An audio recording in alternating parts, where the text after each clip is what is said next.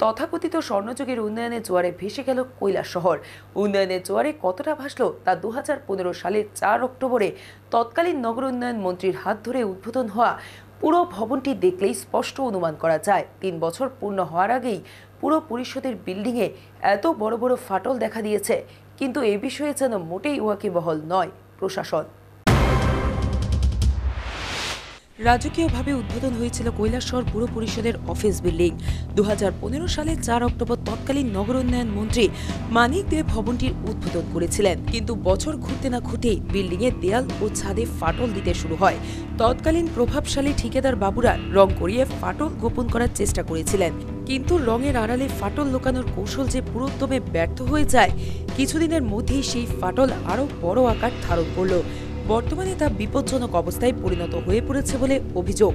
নিম্নমানের কাজের দরুন ভবনটির এই দুর্দশা। ভূমিকম্প প্রবণ জোনে রয়েছে কৈলাসহর, তাই আতঙ্কে ও ভয়ে পুরো পরিষদের কর্মীরা কাজ করছে। যে কোনো সময় বড়সড় দুর্ঘটনা ঘটতে পারে। নির্মাণ কাজের ত্রুটির বিষয়ে কথা বললে কৈলাসহর পুর পরিষদের মুখ্য কার্যনির্বাহী আধিকারিক হোমাগ্নি ভট্টাচার্য জানান, আর তো কিছু এখন আমার ইয়ে নাই, ফাটলগুলি কোনখানে আছে আমি তো ওখানে চোখে পড়ে না। ফাটল স্যার আপনার রুমের বাইরে আছে? বাইরে আছে। ঠিক আছে, আমি দেখবো। এটা তো আগে দেখছি না, আগে আমি সিরিয়াসলি দেখছি। পূর্বতন সরকারের আমলে নিম্নমানের কাজের দরুন বিল্ডিংটির এখনও দুর্দশা, যার সংস্কার সাধন করারও প্রয়োজন বোধ করেনি তৎকালীন সরকার।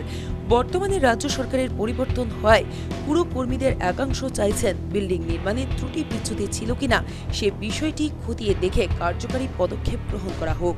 Bureau report, news vanguard.